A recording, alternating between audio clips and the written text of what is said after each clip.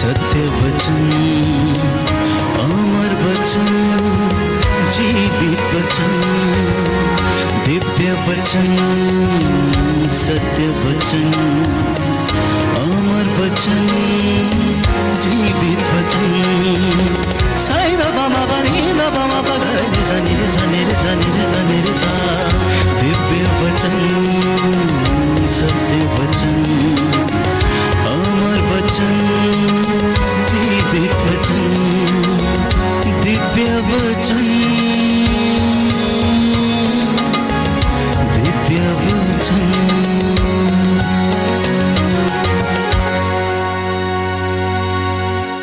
Hallelujah, hallelujah, hallelujah, hallelujah. आइए हम ईश्वर के इस प्रांगण में अपने जीवन की हर परिस्थिति समर्पित करें। चाहे हम जैसे भी हैं, जहां भी हैं, जो भी हैं, प्रभु के लिए समर्पित हो जाए, क्योंकि प्रभु जानता है कि हमारा जीवन कैसे उसके लायक बन सकता है। प्रभु जानता है कि वो कैसे हमें कुम्हार की तरह अपने योग्य बर्तन बना सकता है। समर्पित होकर उस यीशु मसीह के वचन को अपने जीवन में घर करने दें। प्रभु का वचन, जैसे मैंने कहा था कि मनुष्य जो कुछ भी करता है वो समझता है कि ठीक करता है, लेकिन प्रभु मन की थाह लेता है और वो जानता है कि क्या सही है, क्या गलत है। प्यारे भाइयों और बहनों, आज प्रभु का वचन सुनते समय हम अपने आप को तैयार करें और अपने अंतःकरण की जांच करें कि क्या मेरा जीवन प्रभु के साथ है या प्रभु के खिलाफ है। और सिर्फ यही नहीं, हमें यह भी जानने की ज़रूरत है कि क्या मैं प्रभु के योग्य हूँ या नहीं हूँ। और अगर मैं प्रभु के योग्य नहीं हूँ तो क्या मैं उस रास्ते पर हूँ जो प्रभु के करीब लेकर जाता है, मुझे प्रभु के योग्य बनाता है।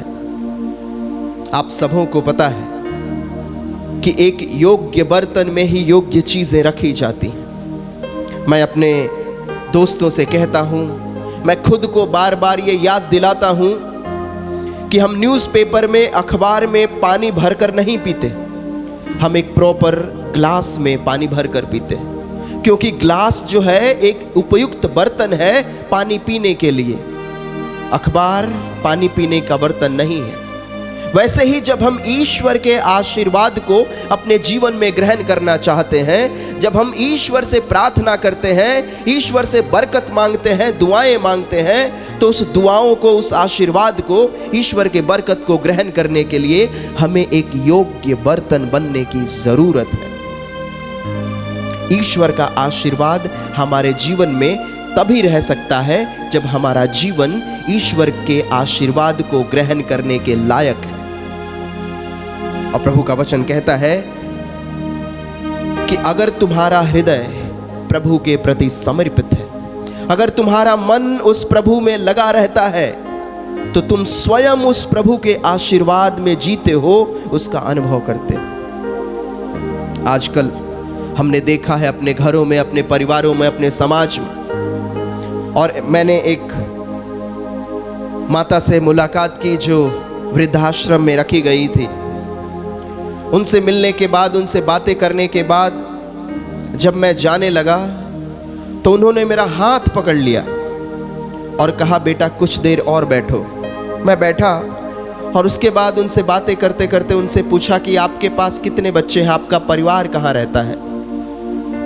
तो उन्होंने बड़े दुखित भाव से अपने परिवार की कहानी बताई कि उनके 3 बच्चे हैं और तीनों बच्चों को पति के मरने के बाद उन्होंने अकेले पाला पोसा, पढ़ाया लिखाया और आगे बढ़ाया। एक बच्चा वो इंजीनियरिंग करता है, इंजीनियरिंग करके नौकरी करता है, दूसरा बच्चा बिजनेस करता है और तीसरे बच्चे को उन्होंने वकील बनाया, लॉयर बनाया।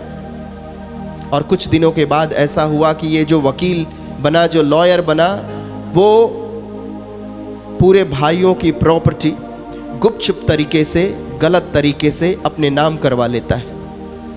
और जब ये प्रॉपर्टी अपने नाम करा लेता है तो तीनों भाइयों में झगड़ा होने लगता है कि तुमने माता मम्मी की पूरी प्रॉपर्टी, हमारी पूरी प्रॉपर्टी अपने नाम की है, ये गलत किया है तुमने।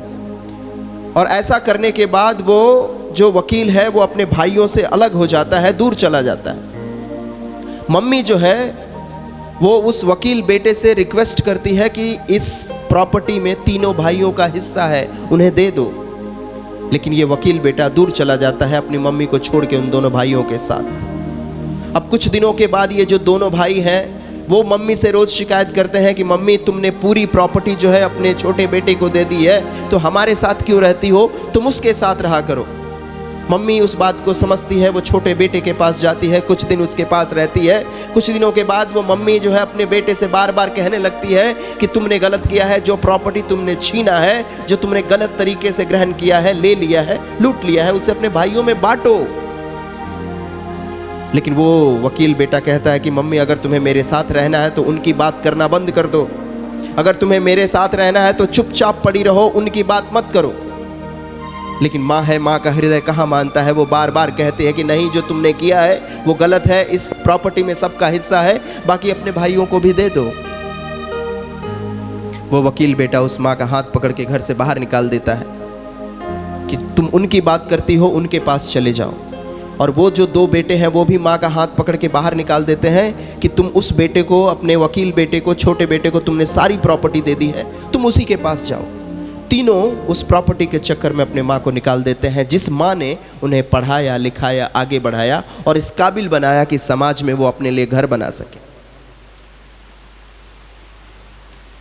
आश्चर्य की बात यह है कि ये तीनों ही बेटे प्रभु के पास आते हैं, चर्च में आते हैं, प्रार्थना करने आते हैं। वो प्रभु के सामने घुटने टेकते हैं और प्रभु से प्रार्थना करते हैं कि हे प्रभु मुझ पर दया कर, हे प्रभु मेरे परिवार को सुरक्षित रख, हे प्रभु मेरे बच्चों को आशीर्वादित कर। प्यारे दोस्तों, क्या हमारा ईश्वर अंधा है? क्या वो उस माँ के आंसुओं को नहीं देखता जिसे उसके ही बेटों ने घर से बाहर निकाल दिया है, जिसे मजबूरी में किसी वृद्धाश्रम में रहने की जरूरत आ पड़ी है, शायद उसे भिक्षा भी मांगनी पड़ती है? ईश्वर कैसे आशीर्वादित करेगा? और ईश्वर अगर आशीर्वादित भी करता है तो उस आशीर्वाद को हम अपने जीवन में कैसे ग्रहण कर पाएंगे? इसीलिए मैं कह रहा हूं कि ईश्वर हमें आशीर्वादित करना चाहता है, ईश्वर हमें अपने वरदानों से भरना चाहता है, लेकिन क्या हम ईश्वर के आशीर्वाद को अपने जीवन में ग्रहण करने के लिए अपने जीवन को उस लायक बनाते हैं, अपने जीवन को उस एक लायक बर्तन बनाते हैं जहां ईश्वर अपना आशीर्वाद डाल सके? हम में से बहुत सारे लोग जो प्रभु का वचन सुनते हैं, प्रभु का वचन पढ़ते हैं, वो संत मत्ती का सुसमाचार अध्याय 7 पद संख्या 7 बार बार बोलते हैं कि प्रभु का वचन कहता है, मांगो तुम्हें दिया जाएगा, ढूंढो तुम पाओगे, खटखटाओ तुम्हारे लिए खोला जाएगा। सही है, मांगो तुम्हें मिलेगा, ढूंढो तुम पाओगे, खटखटाओ तुम्हारे लिए खोला जाएगा। लेकिन हमें योग्य बनना है कि जो चीज मैं मांग रहा हूं उस चीज के लायक मैं हूं या नहीं हूं। जो चीज मैं ढूंढ रहा हूं वो सही जगह पे ढूंढ रहा हूं या नहीं ढूंढ रहा हूं। जो दरवाजा मैं खटखटा रहा हूं वो दरवाजा सही है या नहीं है। कहीं मैं गलत जगह पे तो नहीं खटखटा रहा, कहीं मैं गलत चीजें तो नहीं ढूंढ रहा, कहीं मैं गलत चीजें तो नहीं मांग रहा, या कहीं मैं गलत तरीके से प्रभु से तो नहीं मांग रहा। सिर्फ मांगने से नहीं मिलता है, अपने आप को जो मैं मांग रहा हूं उसके लायक बनाने की जरूरत है। ये परिवार जो है, ये 3 बेटे जो है वो प्रभु के पास आकर दया मांगते हैं, प्रभु के पास आकर आशीर्वाद मांगते हैं अपने बच्चों के लिए, और उन्होंने खुद अपने पिता को, अपनी माता को वृद्धाश्रम में भेज रखा है गलत तरीके से, उसे दुख देके, उसे रुला के, उसके आंखों से आंसू बहाकर। और ये सिर्फ उस परिवार की कहानी नहीं है, हम में से बहुत से ऐसे लोग हैं जिन्होंने अपने परिवारों में अपने ही लोगों को रोज सताया है। माँ बाप को सताया है, बेटे बेटियों को सताया है, बहुओं को सताया है, सास को सताया है। चाहे जिस भी तरीके से हमने अपने परिवार को शैतान का अड्डा बना लिया है।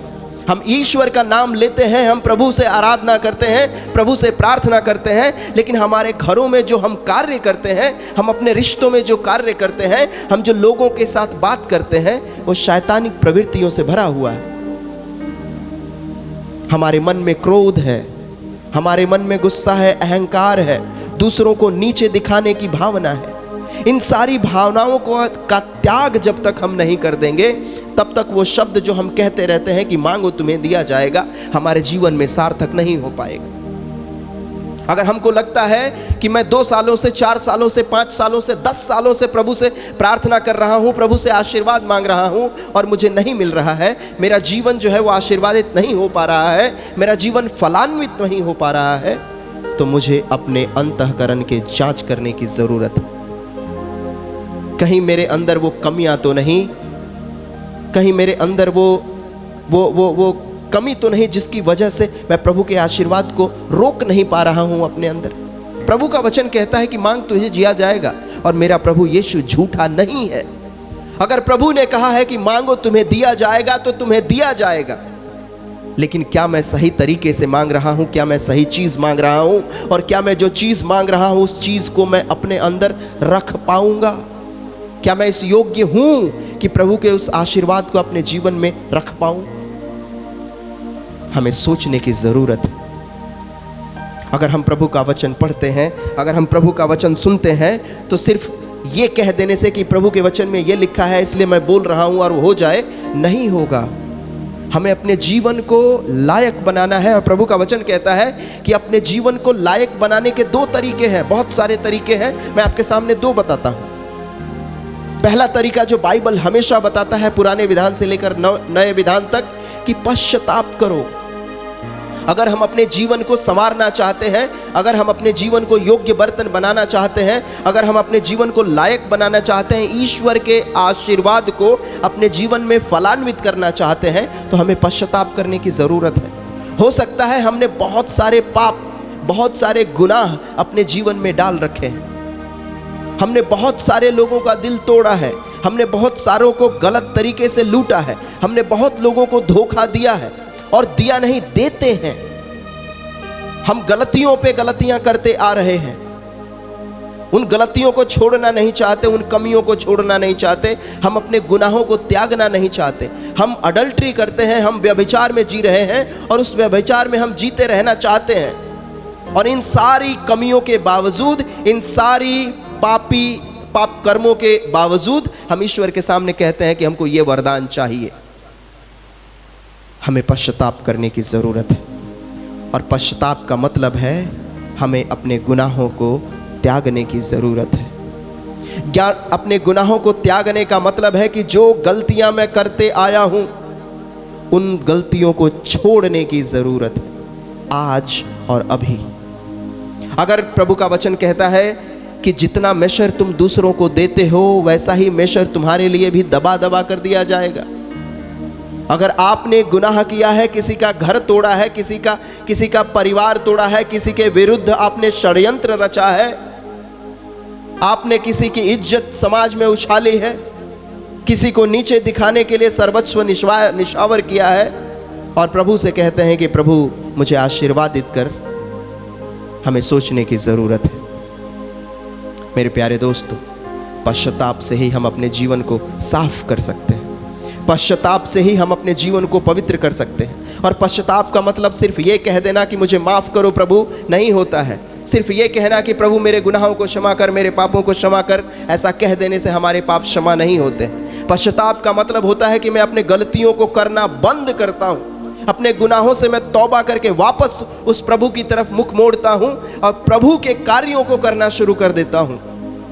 जब मैं पहले झूठ बोलता था, उस झूठ को बोलना बंद करता हूँ और सत्य बोलना स्टार्ट करता हूँ, सत्य बोलना शुरू करता हूँ। जब मैं दूसरों को गाली देता था, दूसरों की बुराई करता था, दूसरों की निंदा करता था, उसको मैं बंद करता हूँ और उसके बाद मैं अपने मुख से दूसरों की प्रशंसा करता हूँ, दूसरे के अच्छे कामों को देखता हूँ, दूसरों के लिए मैं भला सोचता हूँ। तब मैं पश्चाताप के लायक बनता हूँ, पश्चातापी कहलाता हूँ। पश्चाताप सिर्फ कहने से नहीं होता, पश्चाताप जीने से होता है। और जब हम पश्चाताप को जीने लग जाते हैं, हम लायक बनने लग जाते हैं उस ईश्वर के आशीर्वाद को अपने जीवन में ग्रहण करने के लिए। मेरे प्यारे दोस्तों, पवित्र वचन में हमको पढ़ने के लिए मिलता है कि जब नीनवे के लोगों को यह संदेश मिला जोना नबी के द्वारा कि तुम्हारे पूरे समाज में पाप भर चुका है, तुम्हारा पूरा साम्राज्य जो है वो पापी है और ईश्वर इस साम्राज्य का विनाश करने वाला है। उस पूरे समाज ने, उस पूरे साम्राज्य ने टाट ओढ़कर, राख लगाकर, घुटने टेक कर प्रभु से प्रार्थना की थी। उन्होंने खाना पीना छोड़कर प्रभु से गुहार लगाई थी कि हमने जो गुनाह किया है उस गुनाह को हम त्यागने के लिए तैयार हैं, हम वो गुनाह नहीं करेंगे, प्रभु तू हमारा विनाश मत कर। और प्रभु उनकी प्रार्थना सुनता है। अगर आप चाहते हैं कि प्रभु आपको आशीर्वादित करे, अगर आप चाहते हैं कि जो वरदान आप सदियों से मांग रहे हैं, वर्षों से मांग रहे हैं कि प्रभु मुझे ये दे दो, प्रभु मुझे वो दे दो, अगर वो आप पाना चाहते हैं तो अपने जीवन को पश्चातापी बनाइए। पश्चातापी मतलब अपने जीवन में पश्चाताप को जीना शुरू कर दीजिए, तौबा करना शुरू कर दीजिए उन चीज़ों का जो शैतान की तरफ से आती हैं। पश्चाताप के साथ साथ मेरे दोस्तों, अपने जीवन को योग्य बनाने के लिए, ईश्वर का आशीर्वाद ग्रहण करने के लिए हमें विश्वास करने की ज़रूरत है। और आपको मालूम है विश्वास का अर्थ क्या है? प्रभु का वचन बताता है, प्रभु के वचन में एक छोटी सी कहानी है। एक औरत है जो 12 साल से रक्तस्राव से पीड़ित है और वो औरत उस भीड़ से डरती है।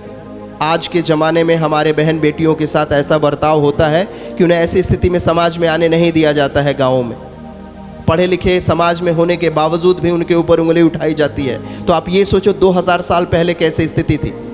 उस परिवेश में वो औरत जो है उस भीड़ में अपने मन में ये विचार करती है कि अगर मैं प्रभु के कपड़े का पल्लू छू लूँगी तो मैं चंगी हो जाएंगी। और उस विश्वास को वो खड़े होकर सिर्फ बोलती नहीं है, जब उसने ये मन में विश्वास किया, ठाना कि अगर मैं प्रभु के कपड़े का पल्लू छू लूँगी तो मैं चंगी हो जाऊँगी, वो चलना स्टार्ट कर देती है। वो उस भीड़ को तोड़कर, उस भीड़ को चीरकर प्रभु के पास पहुँचती है। मन में विश्वास कर लेना और अपनी जगह पे खड़े रहने से हमारा जीवन परिवर्तित नहीं होता है, हमारे जीवन में ईश्वर का वरदान नहीं आता है। हमें उस विश्वास को भी जीना शुरू करना है। जब वो औरत कहती है कि मैं प्रभु के पल्लू को छू लूँगी, चंगी हो जाऊँगी, जिस वक्त वो ये सोचती है उसी वक्त उसका कदम आगे बढ़ने लगता है प्रभु की ओर। अगर आप कहते हैं कि आप यीशु मसीह में विश्वास करते हैं, अगर आप कहते हैं कि आप ईश्वर में विश्वास करते हैं, अगर आप ईश्वर की तरफ बढ़ना शुरू नहीं करते हैं तो हमारा विश्वास अधूरा रह जाएगा और उस अधूरे विश्वास में हम ईश्वर के आशीर्वाद का अनुभव नहीं करने पाएंगे। बहुत सारी ऐसी बीमारियां हैं जो हमारे समाज में फैली हैं, हमारे परिवार में फैली हैं। आप बीमार हैं, शायद आप बहुत सालों से तकलीफ में हैं, शायद प्रभु के उस आशीर्वाद को, चंगाई को पाना चाहते हैं और आपको लगता है कि क्यों प्रभु मुझे चंगा नहीं करता, क्यों प्रभु मेरी प्रार्थनाओं को नहीं सुन रहा है। अपनी आंखों को बंद कीजिए, अपने अंतःकरण में झांकिए कि प्रभु क्या मैं इस विश्वास को जो तूने उपहार के रूप में मुझे दिया है, क्या उस वरदान को जिसे तूने मुझे दिया है कि मैं तेरे प्रेम को चख कर अपने जीवन को फिर से नॉर्मल बना सकता हूँ, उसको जीता हूँ। क्या मैं पश्चाताप करने की जो बात करता हूँ, अपने पापों से तौबा करने की बात करता हूँ, उस पश्चाताप को रोज जीता हूँ? क्या मैं प्रयत्न करता हूँ? प्यारे दोस्तों, प्रभु का वचन हमारे पांव का दीपक है। उस दीपक को जलाए रखना जरूरी है। जब तक हम उस दीपक की तरफ नहीं देखेंगे तब तक हमें अंधेरा दिखेगा। जब हम प्रभु की ओर देखना शुरू कर देते हैं, जब हम अपने दीपक की तरफ देखना शुरू कर देते हैं, प्रभु का वचन कहता है कि मार्ग, सत्य और जीवन मैं हूँ, ज्योति मैं हूँ। यीशु ज्योति है और जब उस ज्योति की तरफ हम देखना शुरू कर देते हैं तो अंधकार अपने आप हमसे दूर हो जाता है, हम प्रभुमय हो जाते हैं। और जब हम प्रभुमय हो जाते हैं तो प्रभु के आशीर्वाद का अनुभव हमेशा हमारे जीवन में होने लगता है। हम योग्य बर्तन बन जाते हैं, हम योग्य व्यक्ति बन जाते हैं, हम प्रभु के वरदान के लायक बन जाते हैं। बड़ी भक्ति के साथ हम ये माने कि प्रभु ने हमें अपने स्वरूप में बनाया है आशीर्वादित करने के लिए। प्रभु ने हमारा विनाश करने के लिए हमें नहीं बनाया है। प्रभु ने हमें बड़ी मोहब्बत से इस दुनिया में आगे बढ़ने के लिए बनाया है, अपने प्रेम में आगे बढ़ने के लिए, अपनी क्षमा में आगे बढ़ने के लिए, अपनी दया में आगे बढ़ने के लिए और एक दिन उस ईश्वर के साथ रहने के लिए।